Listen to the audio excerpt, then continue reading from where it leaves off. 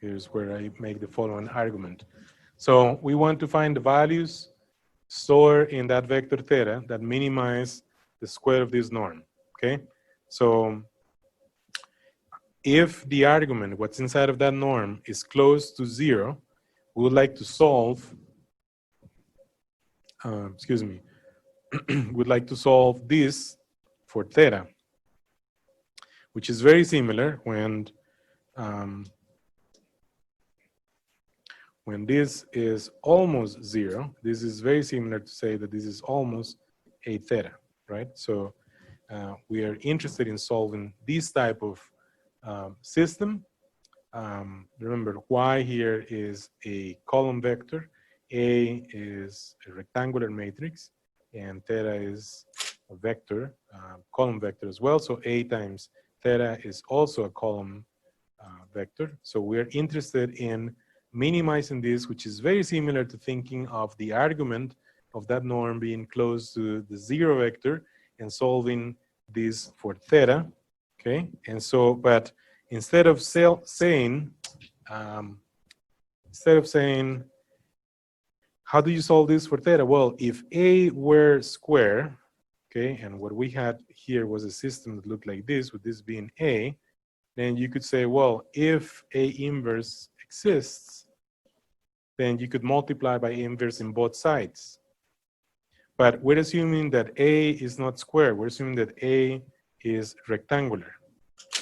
So one technique to proceed is that you multiply by the transpose of A in both sides of, so you can multiply here by A transpose and here also by A transpose in both sides of this equation.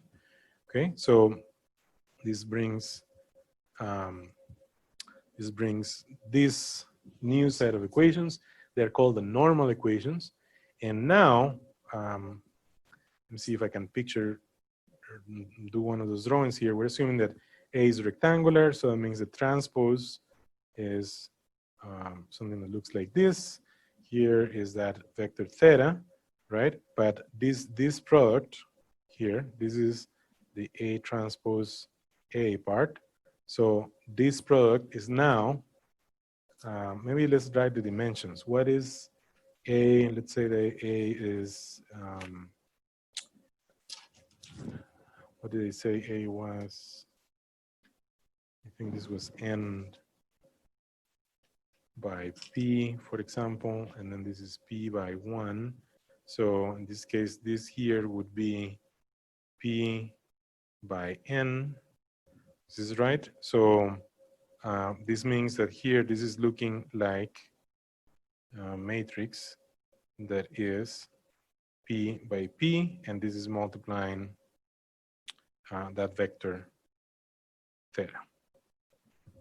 So these so-called normal equations are a new system, and the matrix of coefficients is now a square. So this matrix of coefficients now is this matrix that results here from A transpose A. So here, A transpose A is square.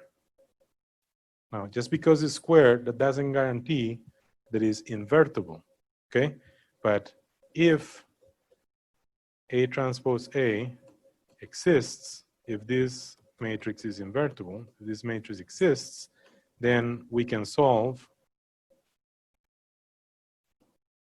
for theta, which is what we are going after. So in the next step here, if that matrix A transpose A is invertible, then we can multiply by A transpose A inverse in both sides of the equation.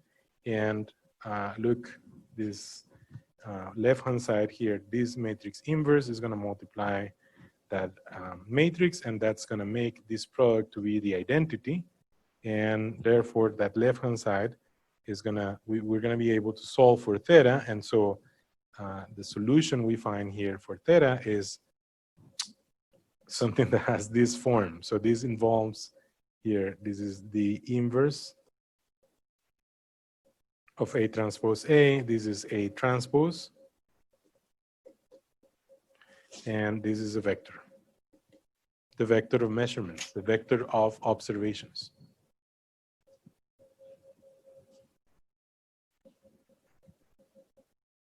Okay, so how do we use this? Well, this still requires invertibility. We would need to determine if this A transpose A is invertible, but if it is invertible, so let's see. So here's an application of this. So these are the times during an Olympic, during a competition in the Olympics. And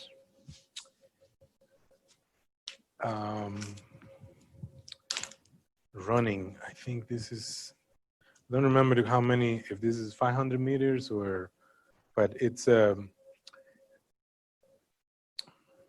specific, the vector, the variable that stores the times by people that won the Olympic medal in that running competition. I believe these are in seconds. And here you have 12, 11, 11, you know, so the first measurement was recorded for the Olympics in 1896, and they usually happen in steps or leaps of 4 years, right? And so if you were going to plot this data where you have the year and the horizontal axis and the recorded winning time, and the vertical axis, this is what those winning times, this is what they look like, okay? Now, as far as mathematical descriptions of a process go, which mathematical model would you use to describe that data? Given that the name of this class is linear algebra, what do you think would be the model you use to describe the data?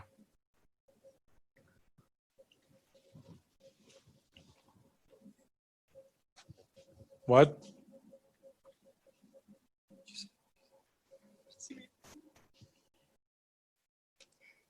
A cosine function? A line with a negative slope. So first, you can also think of modeling, and this is what many people outside of mathematics, they use models to make sense of data, of the whatever they're measuring, you know.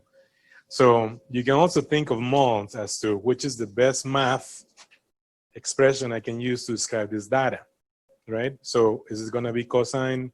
Is it gonna be sine? Is it gonna be logarithm? So you can start going with a list like that, right? And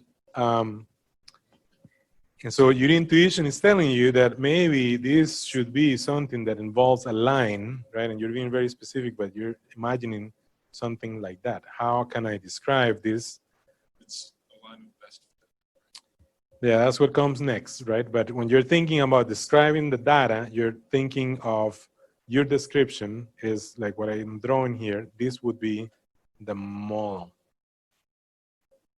Now, this is a line, well, linear model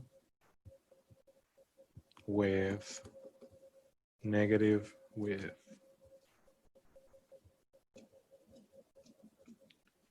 Negative, what do you say? Negative slope. That's what we're thinking, right? That one way of describing all those points would be with a line such that that line would have a negative slope, and because of how this is depicted here, then this here would have to be a positive intercept with the vertical axis, right? So let's see. With that intuition in mind, we can, and what are the two things that observe here? That's what we call this is year, which is what appears in the horizontal axis, and this is what we're calling measurement of time, the winning time, right? The how fast the medalist run. So we're saying that somehow time and year may be related in this way. This right here is linear in theta 1 and theta 2.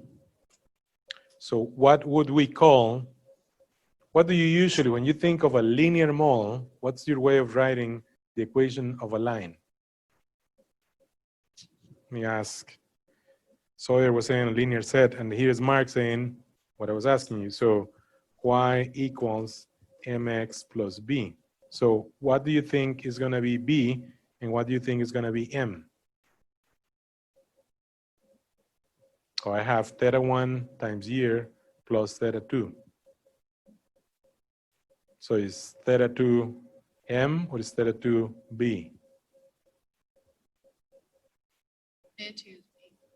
Theta 2 is b, is the intercept, and theta 1 is the slope. So this theta 1 is the slope, and theta 2 is the intercept. Okay, so the slope and the intercept are going to be the parameters of the linear mole. So, and in thinking in that sense is by saying, look, the recorded time, the winning time, the time at which this person is super fast, that time can be described as a function of the year, kind of corrected by the slope and also adding the intercept. Right? So here is in 1896, you have a time of 12 seconds. In 2012, you have a time of 9:63. You know, so this is what additional observations. So if we consider two observations, 2 years, for example, then we have two equations. But if we have multiple recordings, you know, of multiple years, then we're going to have more equations. And these equations here, this is kind of, this is as if we have theta 1 and theta 2, okay, as a vector, and this is being multiplied. So this is something that's taking that form, where this is the matrix A here. So I want you to read this as A times theta, right? So here's the A matrix, is very rectangular, has a lot of rows and only 2 columns. The vector theta stores the value of the slope and the intercept, which are unknown. And then this here is what we're calling y, or the measurements or the observations.